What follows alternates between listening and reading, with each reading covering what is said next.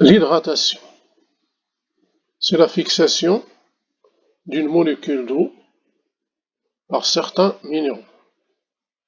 Fixation d'une molécule d'eau par certains minéraux.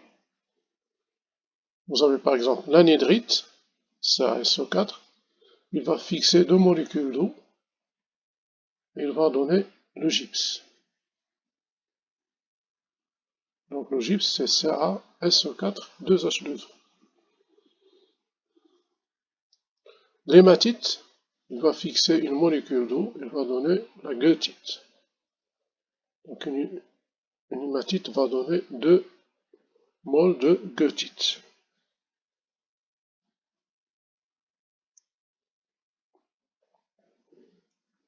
Donc vous voyez que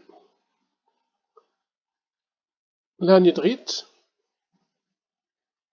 il a un volume plus petit que le gypse. L'hématite aussi, il a un volume plus petit que la goethite. Donc la fixation des molécules d'eau par l'anhydrite, il va donner le gypse, et le gypse il sera plus grand en volume, plus grand que l'anhydrite. Vous aurez un gonflement lors de la réaction d'hydratation. La réaction inverse de l'hydratation, c'est la déshydratation. Par exemple, la déshydratation du gypse, c'est la réaction. Donc, c'est la réaction inverse. Donc, le gypse, qui contient deux molécules d'eau, va donner l'anhydrite, SO4 2H2O.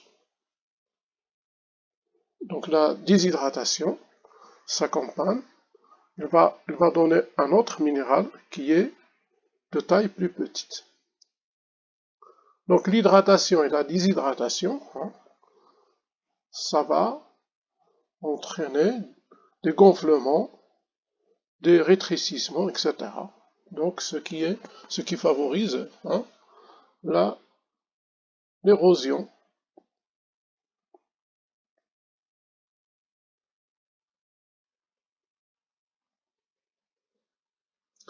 Après l'hydratation, et la déshydratation, vous avez l'hydrolyse.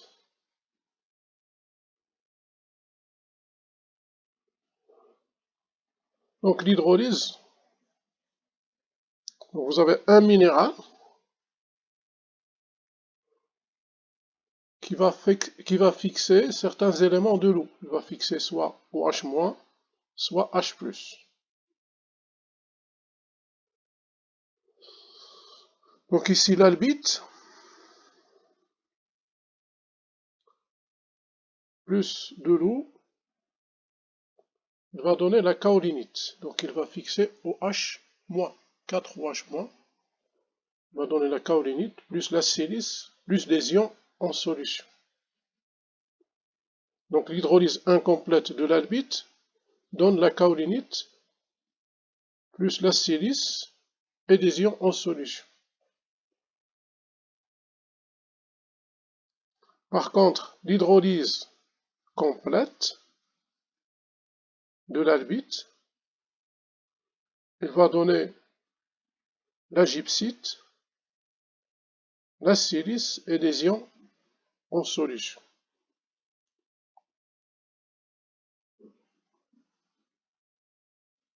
Donc vous voyez que lors de l'hydrolyse complète, vous n'avez plus de silicate. Donc toute la charpente silicatée, elle est entièrement dissociée. Vous n'avez plus de silicate. Par contre, dans l'hydrolyse incomplète, le plagioclase, l'albite, il va donner la kaolinite qui est une argile, c'est un silicate. Par contre ici, la charpente silicatée elle est entièrement dissociée.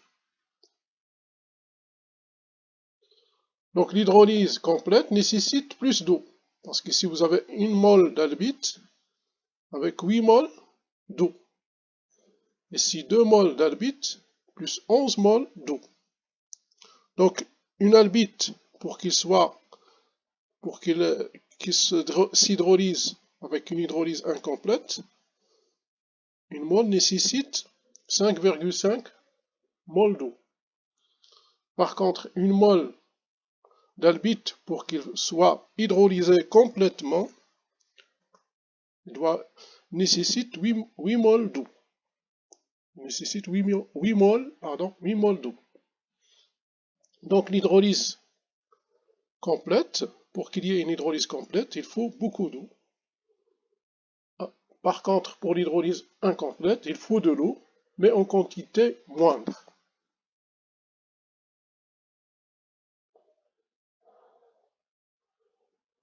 Donc, l'hydrolyse complète va se trouver dans les régions où vous avez un lessivage très important des roches.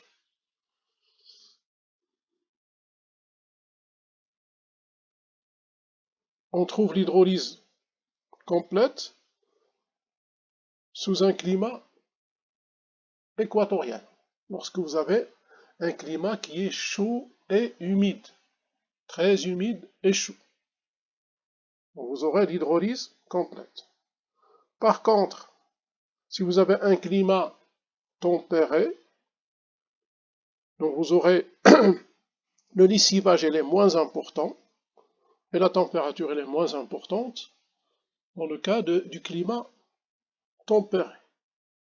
Donc vous aurez ici une hydrolyse incomplète dans un climat tempéré, et l'hydrolyse complète, on le trouve surtout dans le climat équatorial, chaud et humide.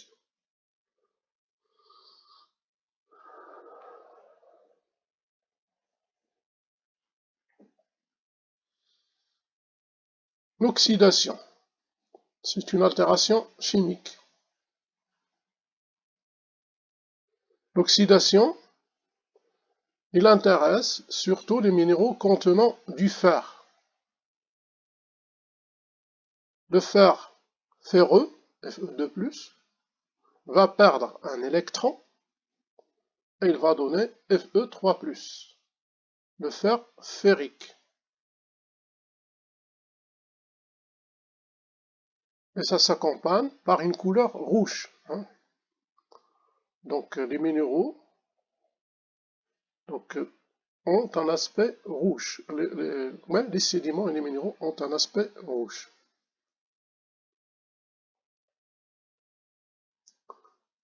Exemple, on aura deux exemples. Ici, vous avez un silicate qui contient du fer, un silicate quelconque, qui contient du fer.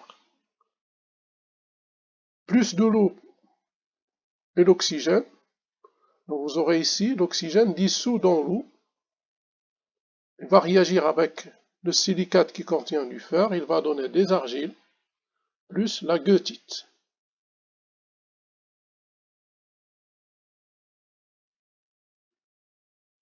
Donc cette réaction se fait en présence d'eau. L'eau qui contient l'oxygène dissous va réagir avec le silicate qui contient du fer, il va donner des argiles et des goethites.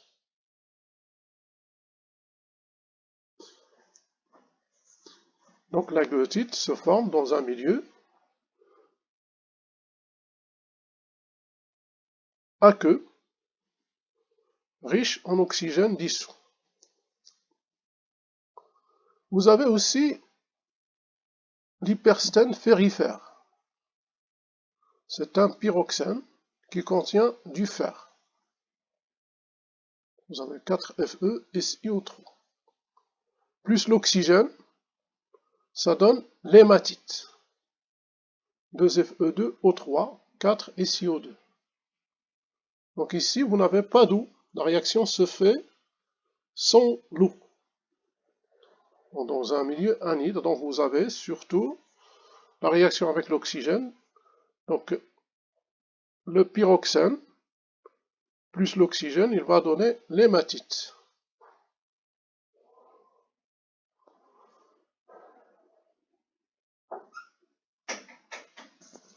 On va voir maintenant les principaux produits d'altération chimique. Donc, dans ces produits, vous avez des constituants qui sont solubles. Na+, Ca2+, K+, Mg2+. Ça, ce sont des cations de grande taille, hein, qui ont un potentiel ionique inférieur à 3. Et vous avez H4 et CO4, HCO3-, SO4-. Ce sont des oxyanions qui sont eux aussi solubles. Et vous avez le chlore qui est aussi soluble. Donc vous aurez ici des constituants solubles. Donc l'altération chimique donne des minéraux résiduels.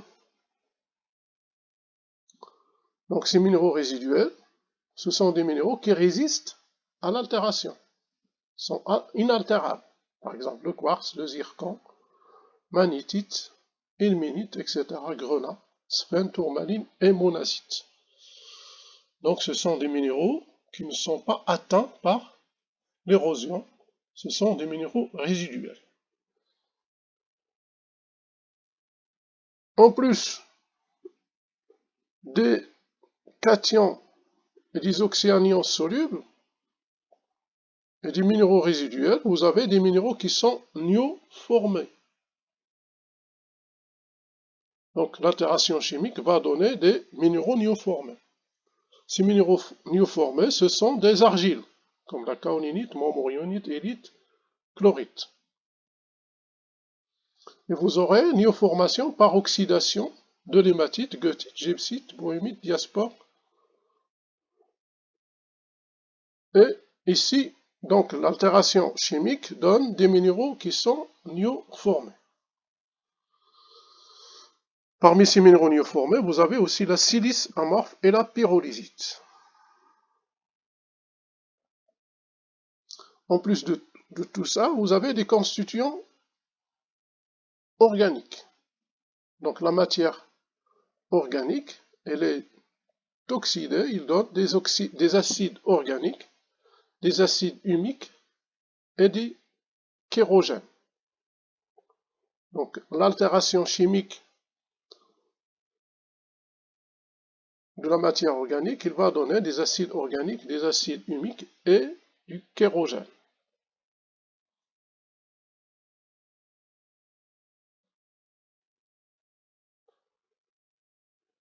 Maintenant, on va voir les facteurs qui contrôlent l'altération chimique. L'altération chimique, elle est contrôlée par la taille des minéraux et la nature des minéraux.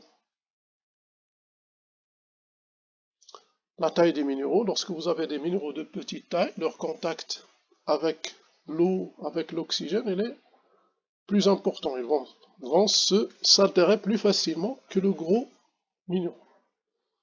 La nature des minéraux, certains minéraux sont altérables, d'autres le sont moins. La structure de la roche, c'est-à-dire que si vous avez des joints, des diaclases, etc., hein, tout ça, ça influe sur l'altération chimique. Il y a un autre facteur très important qui contrôle l'altération chimique, c'est le climat.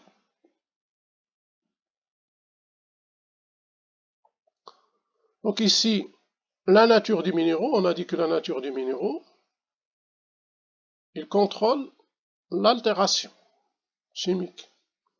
Donc vous aurez des minéraux qui sont altérables, comme l'olivine, les pyroxènes par exemple, ils sont très altérables. Et des minéraux qui sont résistants, par exemple le quartz et la muscovite sont résistants. Ils résistent à l'altération chimique. Donc en haut, vous aurez des minéraux facilement altérables, en bas des minéraux qui sont difficilement altérables. L'altérabilité diminue depuis le haut vers le bas.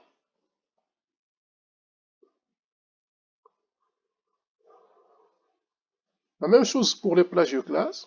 Les plagioclases calciques s'altèrent plus facilement que les plagioclases sodiques. Et l'altérabilité des minéraux, qui constituent les roches magmatiques, est fonction inverse de leur ordre de cristallisation dans le magma. L'ordre de cristallisation, c'est ça. Vous avez l'olivine qui cristallise le premier, suivi de l'ogite, l'hornblende, etc.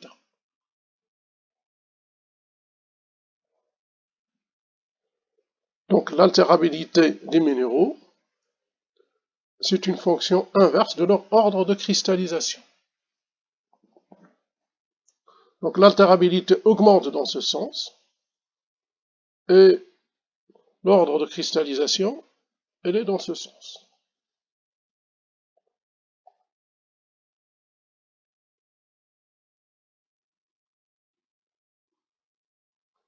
On a vu aussi que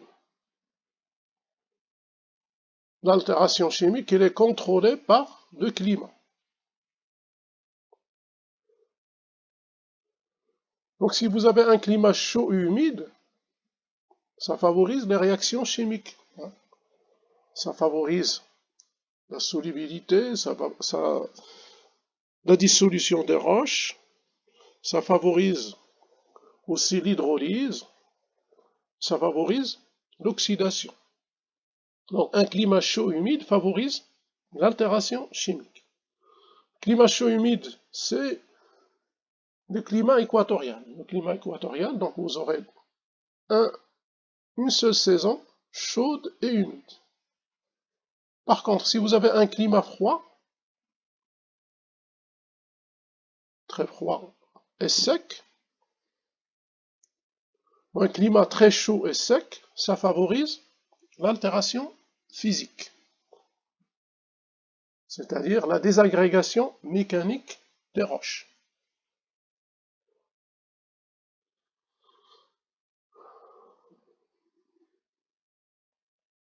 Donc, ici, vous avez l'influence du climat.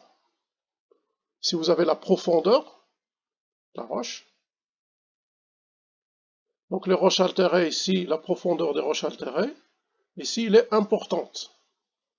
Ici, moyenne, ici, il est faible.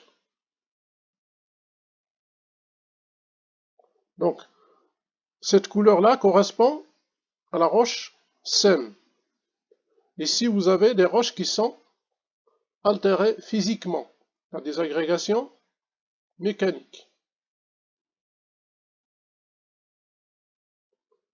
En jaune, vous avez la formation des argiles. Donc ici, vous aurez la kaolinite et ici, vous aurez formation de l'élite et de la smectite. L'élite et la smectite, et ici, vous avez la formation de la kaolinite. Et en rouge, vous avez la formation des latérites. Donc en rouge, vous aurez les latérites et les bauxites que vous allez trouver dans le climat tropical, entre les deux tropiques. Donc c'est un climat très chaud et humide.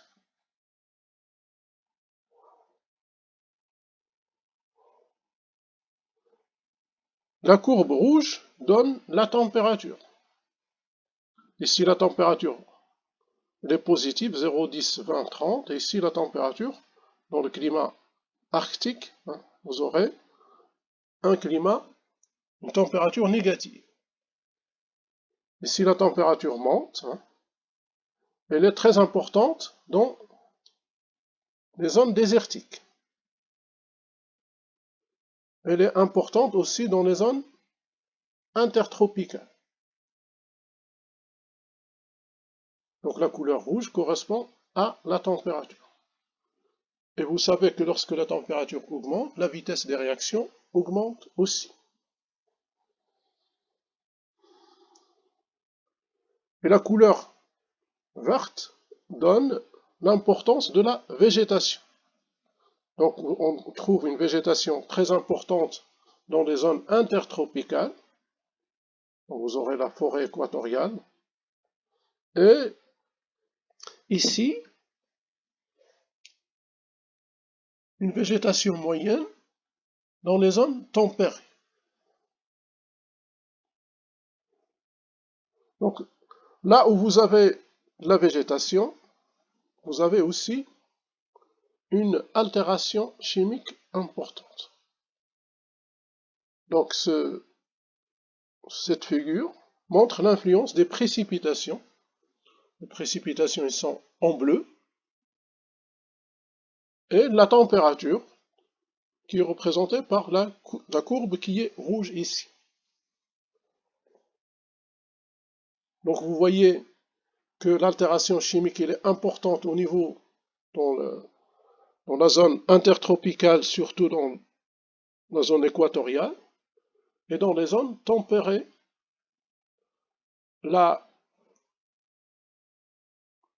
l'altération chimique elle est modérée. Elle est très faible dans les zones désertiques et dans les zones arctiques. Vous avez un climat très froid. Dans les climats qui sont très chauds et secs, vous avez aussi une faible altération chimique. Et une forte, dans ce cas-là, vous aurez une forte altération physique.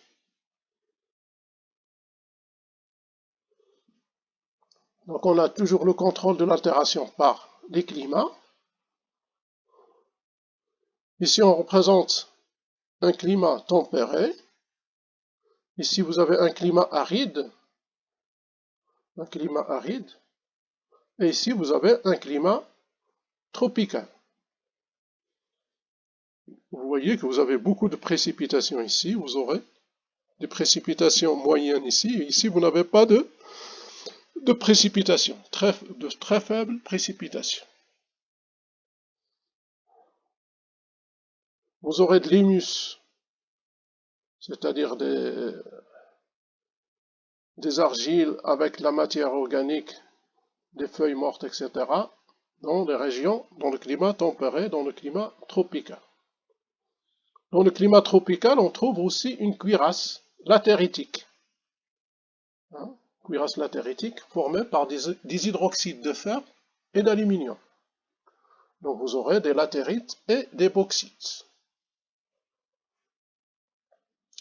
Et dans le climat tropical, vous aurez un développement important d'argile. Vous aurez surtout de la kaolinite. Ici vous aurez développement d'argile, surtout la lélite et smectite. Par contre, dans le climat aride, le lessivage elle est faible et vous aurez accumulation de croûtes,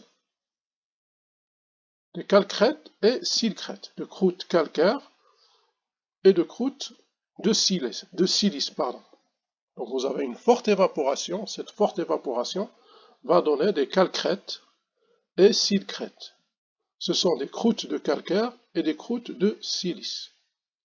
Ici, dans le climat aride, vous avez un lessivage faible. Dans le climat tropical, vous avez un lessivage intense. Et ici, vous aurez un lessivage modéré.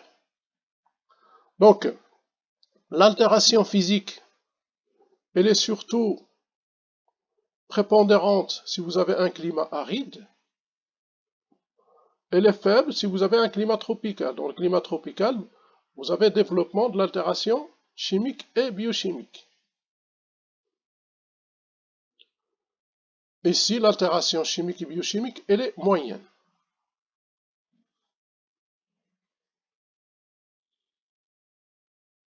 Donc on a vu l'altération physique, l'altération chimique, et on va voir maintenant l'altération biologique.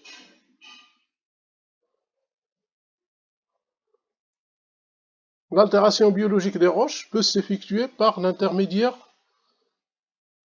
de l'action des plantes et des animaux qui vont creuser des terriers. Donc les plantes, ils ont des racines et ces racines vont sécréter des sécrétions chimiques. Donc la croissance des racines va amplifier l'altération chimique des roches. Les lichens, les mousses, c'est eux qui vont coloniser la roche en premier. Et ils vont contribuer à l'altération de cette roche. Donc lorsque vous avez une roche nue, les premières plantes qui s'installent, ce sont les lichens et les mousses. Vous avez aussi des bactéries. Ces lichens, mousses et bactéries vont commencer l'altération biologique. Donc l'altération biologique, elle est faite par des plantes avec leurs racines, par des lichens, des mousses et des bactéries. Certains animaux creusent aussi des terriers. Donc vous avez ici un animal qui creuse des terriers et il va entraîner ici, il va entraîner, il va faire un enfouissement, il va creuser des terriers et il va participer à l'altération physique de la roche.